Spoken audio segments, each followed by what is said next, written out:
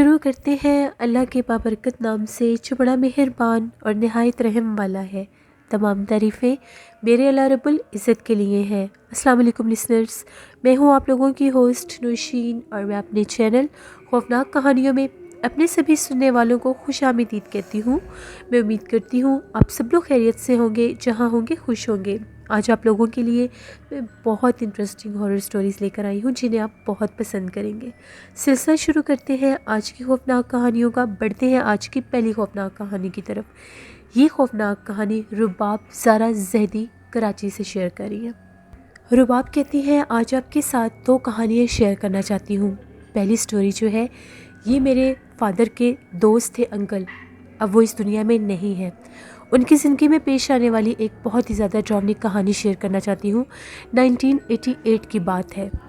वो कस्टम में ऑफ़िसर थे और बहुत से लोग जानते हैं कि जो लोग कस्टम ऑफ़िसर्स होते हैं वो बहुत ज़्यादा पैसा कमाते हैं।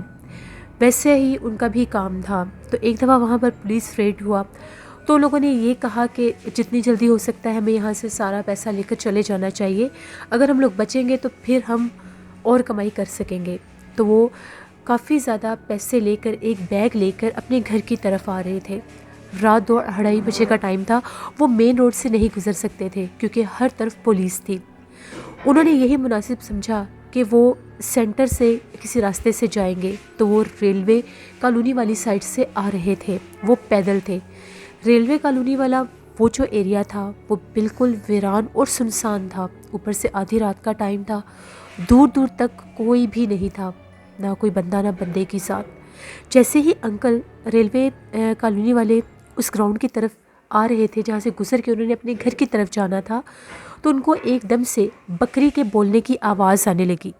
जैसे ही उन्होंने देखा तो वहाँ पर एक छोटा सा बकरी का बच्चा था जो तकलीफ़ में इस तरह से बोल रहा था जैसे वो बहुत सख्त तकलीफ़ में है।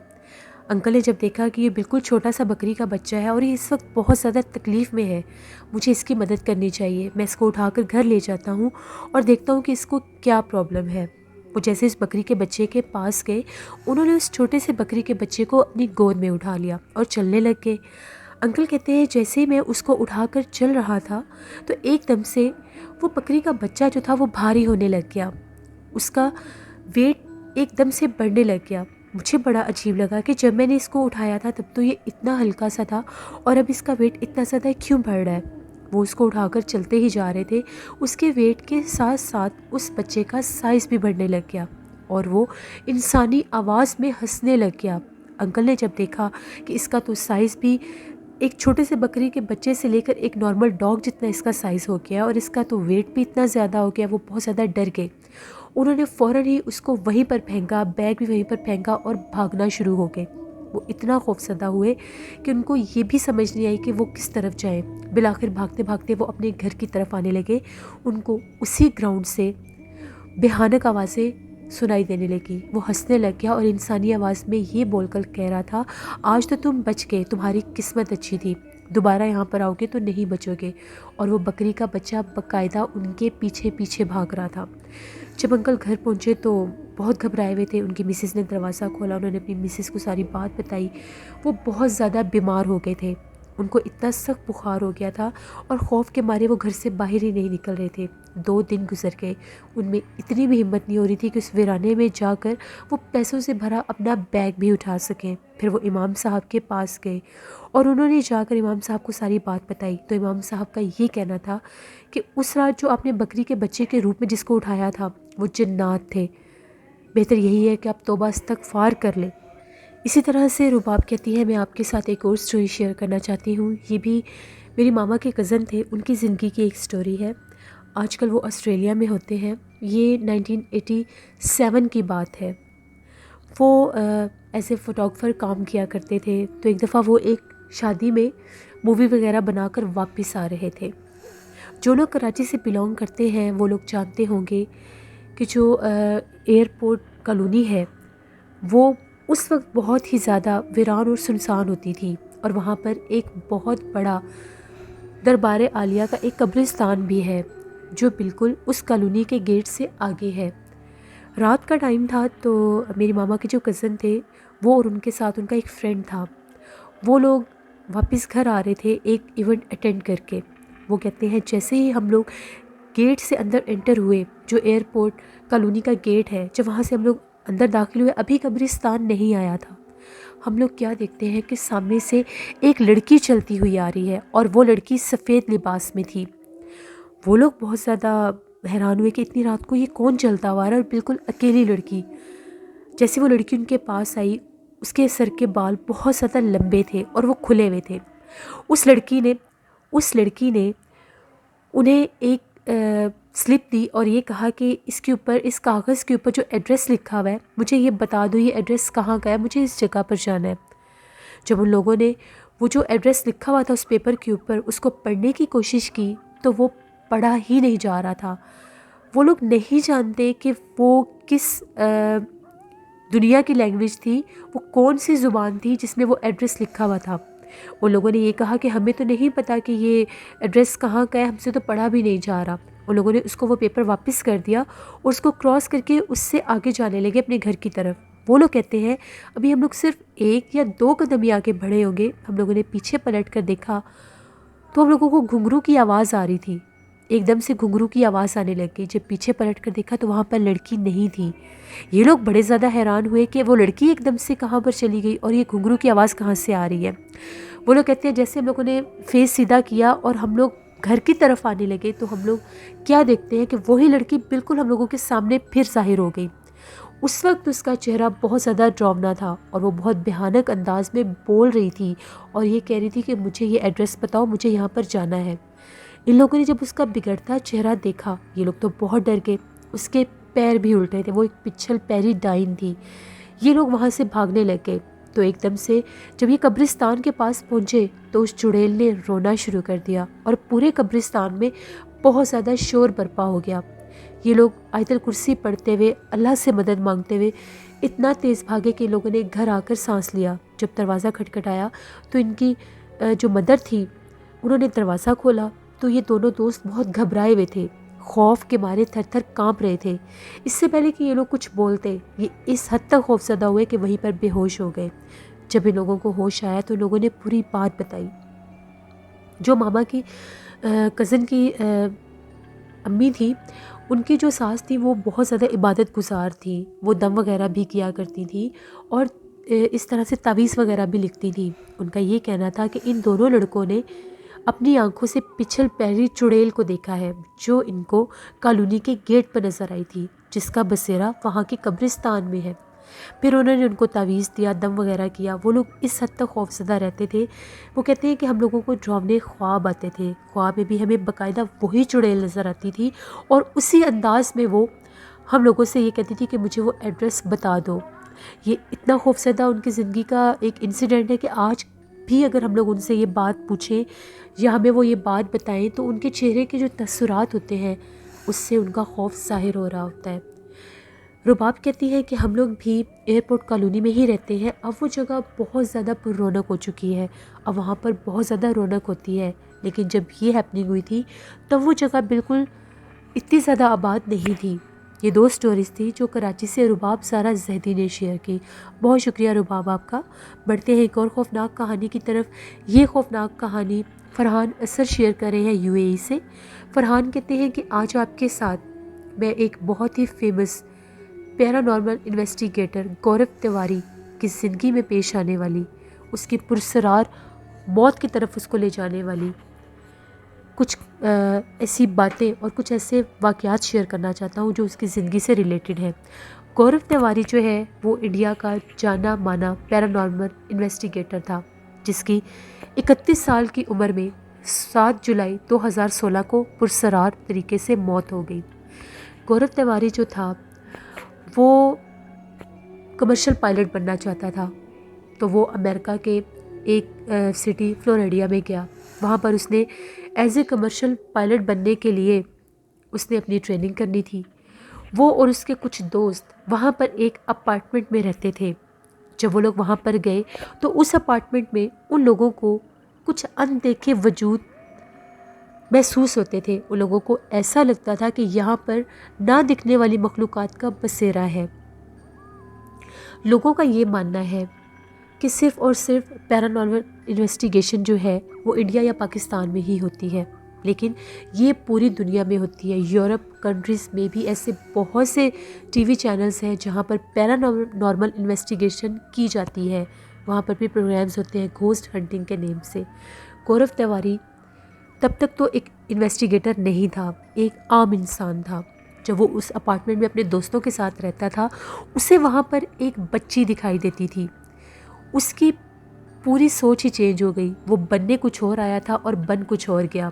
गौरव तिवारी का इंटरेस्ट हद से ज़्यादा पैरानॉर्मल इन्वेस्टिगेशन की तरफ होने लग गया। यहाँ तक कि उसने बाकायदा वहाँ पर एक कोर्स किया जो पैरानॉर्मल इन्वेस्टिगेशन से रिलेटेड था। उसके बाद वो वहीं के इन्वेस्टिगेटर्स के साथ मिलकर बहुत से होटल्स, बहुत से घरों में, यहाँ तक कि कब्रिस्तानों में भी जाता था। वो ये भूल चुका था कि वो यहाँ पर किस मकसद के लिए आया है, लेकिन किस्मत ने उसको किसी और जगह पर लगा दिया और वो एक कमर्शियल पायलट बनने के बजाय एक पैरानॉर्मल इन्वेस्टिगेटर बन गया। वक्त गुजरता गया, उसको इस चीज़ में इस हद तक लगाव हो गया कि वो प्रॉपर तौर पर एक इन्वेस्टिगेटर बन गया। जब वो इंडिया आया तो इंडिया में आकर उसने 6000 के करीब पैरानॉर्मल इन्वेस्टिगेशन केसेस को सॉल्व किया। इंडिया में आकर बहुत से लोग जो थे उसको जानने लग गए। गौरव तिवारी बहुत फेमस हो गया। बहुत से टीवी चैनल्स पर उसके इंटरव्यूज़ आते थे, बहुत से न्यूज़पेपर्स में उसके प्रोग्राम्स आते थे, शाया होते थे, कॉलम्स लिखे जाते थे। इस हद तक वो फेमस हो चुका था। गौरव तिवारी की कुछ अरसे के बाद शादी भी हो गई। एक दफ़ा ऐसा हुआ, गौरव तिवारी मुंबई के एक हॉन्टेड हाउस की इन्वेस्टिगेशन करके जब आया, उन दिनों में वो अपने फादर से अक्सर कहा करता था कि मुझे कोई ना दिखने वाला वजूद, कोई ना दिखने वाली कुव्वत बहुत तंग करती है। मुझे ऐसा लगता है कि मेरे ऊपर कोई गैर मरे मखलूक हावी हो चुकी है और वो मुझे अपनी तरफ वो फोर्स खींचती है। उसने अपनी मिसेस को भी ये बात बताई।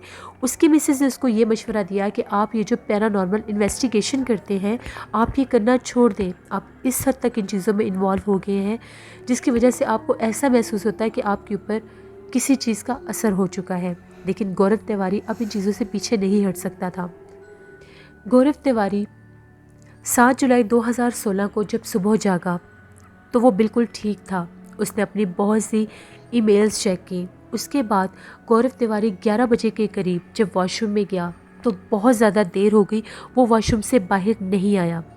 उसके घर वालों ने जब गौरव तिवारी के वॉशरूम में बहुत ज़ोर से किसी के गिरने की आवाज़ सुनी, जैसे कोई बहुत हैवी वेट चीज़ गिरती है, तो वो लोग घबरा गए।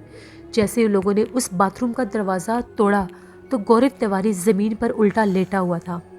वो लोग बहुत ज़्यादा घबरा गए। जब उन लोगों ने गौरव तिवारी को वॉशरूम से बाहर निकाला हॉस्पिटल में, तो उसको ले जाने की मोहलत ही नहीं मिली। गौरव तिवारी का सांस रुक चुका था। गौरव तिवारी के जिस्म के ऊपर किसी किस्म की किसी चोट का निशान नहीं था, सिर्फ उसकी गर्दन के ऊपर एक ब्लैक कलर की लाइन थी। डॉक्टर्स ने जब चेक किया, पुलिस भी आ गई। डॉक्टर्स ने जब चेक किया तो डॉक्टर्स का ये कहना था कि गौरव तिवारी की डेथ सांस रुकने की वजह से हुई है। जब वो लोगों ने उसको उठाया था तो उसके चेहरे पर बहुत ज़्यादा पसीने भी थे, शायद वो सांस लेने की कोशिश कर रहा था। पुलिस ने इस केस की इन्वेस्टिगेशन ये कहकर रोक दी कि ये एक सुसाइड केस है, गौरव तिवारी ने सुसाइड की है। जबकि गौरव तिवारी ने अपने ही एक प्रोग्राम में बताया था, जब वो लोगों को बाकायदा पैरानॉर्मल एंटिटीज़ के बारे में लेक्चर दिया करता था, तो उसने ये बताया था कि जब भी डेमोनेस्टिक एंटिटी किसी पर हमला करती है, गैर मरे मखलूक़ात जब किसी पर हमला आवर होते हैं, तो वो उसका सांस रोकने की कोशिश करते हैं और उस इंसान की गर्दन के ऊपर स्याह कलर का एक निशान बनने लग जाता है, जो कि गौरव तिवारी की गर्दन पर भी बना था। इस तरह से गौरव तिवारी 31 ईयर्स एज में ही इस दुनिया से चला गया। ये एक स्टोरी थी जो गौरव तिवारी की मौत की भी वजह बनी, जो फरहान असर ने यूएई से मेरे साथ शेयर की। बहुत शुक्रिया फरहान आपका। बढ़ते हैं एक और ख़ौफनाक कहानी की तरफ। ये ख़ौफनाक कहानी वकास अहमद शेयर करें मैनचेस्टर से। वकास कहते हैं कि आज आपके साथ एक अमेरिकन ट्रक ड्राइवर की ज़िंदगी में पेश आने वाली एक कहानी शेयर करना चाहता हूँ। 2005 की बात है। वो कहता है कि मेरा ये काम था कि हम लोग बहुत से इलाकों में जाकर रेस्टोरेंट्स पर हम लोग फूड आइटम सप्लाई किया करते थे। तो एक दफ़ा ऐसा हुआ, मुझे एक बहुत बड़ा ऑर्डर मिला हुआ था, तो मैं इसको डिलीवर करने के लिए एक दूर दराज इलाके में गया हुआ था। वहाँ से जब मैं वापस आ रहा था तो शाम का टाइम हो चुका था। चलते चलते जब मैंने अपना सफ़र काफ़ी ज़्यादा तय कर लिया तो रात हो गई। मैं जिस रास्ते से गुजर रहा था वो रास्ता इंतहाई सुनसान और वीरान था और उसकी दोनों साइडों पर बहुत बड़ा और घना जंगल था। वहाँ पर मुझे मेरे अलावा कोई भी ट्रैफिक नज़र नहीं आ रही थी। मीलों मैं उस रास्ते के ऊपर सफ़र करता रहा। वो कहता है मैं इसी तरह से सफ़र करता हुआ जा रहा था तो एकदम से मुझे ऐसा महसूस हुआ जैसे सड़क के दरमियान में कोई शख्स खड़ा है और उसने बाकायदा मुझे रुकने का इशारा किया। मैं बहुत ज़्यादा परेशान हुआ कि जिस रास्ते पर मुझे ट्रैफिक नज़र नहीं आ रही उस रास्ते पर मुझे कोई इंसान कैसे मिल गया। खैर मैंने अपना जो ट्रक था वो बिल्कुल स्लो कर दिया कि मैं उसके करीब जाकर उससे पूछ सकूं अगर उसे मेरी कोई मदद चाहिए वो मुझे रुकने के लिए क्यों कह रहा है। वो कहता है जैसे ही मैं उसके करीब जाने लगा तो वो शख्स वहाँ पर रुकने के बजाय जंगल की एक तरफ सड़क से होता हुआ जंगल के रास्ते में जाने लगा। वो ट्रक ड्राइवर काफ़ी ज़्यादा परेशान हुआ कि ये क्या तरीका है, पहले इसने मुझे रोका और फिर ये यहाँ से मेरे से बात किए बिना ही चला गया। खैर वो काफ़ी ज़्यादा परेशान हुआ, उसने अपना ट्रक और ज़्यादा तेज़ स्पीड में चलाना शुरू कर दिया। वो कहता है रात बहुत ज़्यादा हो गई थी और मुझे नींद भी बहुत आ रही थी। मैंने सोचा कि मैं कहीं स्टे कर लेता हूँ। वहाँ पर मुझे एक सर्विस स्टेशन नज़र आया। मैं वहाँ पर गया तो वहाँ पर एक साइड पर 10-12 कमरे बने हुए थे जो वहाँ पर स्टे के लिए बनाए गए थे। मैंने वहाँ से एक रूम लिया और ये सोचा कि ये रात यहीं पर गुजारता हूँ और सुबह यहाँ से चला जाऊँगा। वैसे भी जो थोड़ी देर पहले मेरे साथ एक हैपनिंग हुई थी उसने मुझे थोड़ा सा खौफज़दा कर दिया था। खैर मैंने अपना ट्रक एक साइड पर खड़ा किया और कमरे में जाकर लेट गया। अभी मुझे लेटे हुए थोड़ी ही देर हुई थी, एकदम से मुझे ऐसा महसूस होने लग गया जैसे मेरे कमरे के दरवाजे के ऊपर बिल्कुल हल्की हल्की सी कोई दस्तक दे रहा है। मेरी आँख खुल गई। मुझे बाकायदा अपने कमरे के दरवाजे पर दस्तक महसूस हो रही थी, कोई नॉक कर रहा था। मैं फ़ौरन से उठा और मैंने पूछा कि बाहर कौन है। मुझे बाहर कोई भी नज़र नहीं आया। एकदम से मुझे ख्याल आया कि मैं विंडो में से देखता हूँ आखिर कौन था। जैसे ही मैंने विंडो में से देखा वही शख्स जिसने मुझे सड़क पर रुकने का इशारा किया था वो बिल्कुल सामने खड़ा था। उसका चेहरा बहुत ही ज़्यादा डरावना था। उसकी आंखें ऐसी थीं जैसे उसकी आंखों में से रोशनी निकल रही हो। मुझे बहुत अजीब लगा कि ये शख्स यहाँ तक कैसे आ गया। वो बहुत पुरसरार अंदाज में मुझे देखकर अपनी तरफ बुलाने की कोशिश कर रहा था। मैं बहुत ज़्यादा डर गया। मैंने विंडो बंद की और जाकर बेड पर बैठ गया कि ये सब क्या माजरा है। इतने में मैंने दोबारा देखा तो वो शख्स वहीं पर खड़ा था और मेरे देखते ही देखते वो उसी सर्विस स्टेशन की बैक साइड पर जाने लगा। मैं बहुत डर गया। मैं अब सोचने लगा था कि मैं क्या करूं, आखिर ये कौन है और मेरे पीछे क्यों पड़ा है। तभी मुझे अपने रूम के बाहर से बहुत ज़्यादा डरावनी आवाज़ें सुनाई देने लगी। ऐसे लग रहा था कोई भयानक अंदाज में बाहर हुर्रा रहा है। वो ड्राइवर कहता है मैं हद से ज़्यादा खौफज़दा हुआ और मैंने फ़ौरन वहाँ से अपना ट्रक निकाला और मैंने ये कहा कि मैं यहाँ पर 1 मिनट भी नहीं रुकूंगा। वो वहाँ से फ़ौरन अपने अगले सफ़र पर रवाना हो गया। वो कहता है कि वो सफ़र मेरे लिए बहुत ही ज़्यादा दिल दहला देने वाला था। सारे रास्ते मुझे ऐसा महसूस होता था कि वो शख्स मुझे मुख्तलिफ़ पॉइंट्स पर नज़र आता है, लेकिन हैरत की बात ये थी ना तो वो मेरे करीब आता था और ना ही मुझसे कोई बात करता था। जब वो पुरसरार रास्ते ख़त्म हुए, वो वीरान रास्ते ख़त्म हुए, तो उसके बाद मुझे वो कहीं भी नज़र नहीं आया। जब मैं अपने घर वापस आया तो मैंने सुकून का सांस लिया कि मैं खैर खैरियत से वापस आ गया हूँ। वकास कहते हैं ये एक स्टोरी थी जो एक अमेरिकन ट्रक ड्राइवर की थी जो मैंने आपके साथ शेयर की। बहुत शुक्रिया वकास अहमद आपका। लिस्टर्स ये थी आज की खौफनाक कहानी। अपना फीडबैक मुझे ज़रूर दें, आप लोगों को कैसी लगी। आप लोग भी अपनी खौफनाक कहानियाँ शेयर कर सकते हैं डिस्क्रिप्शन बॉक्स में दिए गए ईमेल आईडी noshinmilk57@gmail.com पर। इसके अलावा आप लोग मुझे कमेंट बॉक्स में भी स्टोरी शेयर कर सकते हैं। हॉरर उर्दू सेंटर पर मैं ए हमीद का नावल दहशत ज़दा ऑन एयर कर रही हूँ, उसको ज़रूर विज़िट करें, आप लोगों को पसंद आएगा इंशाल्लाह। नौशीन वॉइस ऑफिशियल 99 पर मैं आज व्लॉग भी पोस्ट करूंगी, उसको भी विजिट करिएगा। नीला वॉइस ऑफिशियल मेरी सिस्टर का चैनल है, आप उन्हें भी सब्सक्राइब करें और सपोर्ट करें। Thank you for watching. Stay blessed. अल्लाह निगहबान।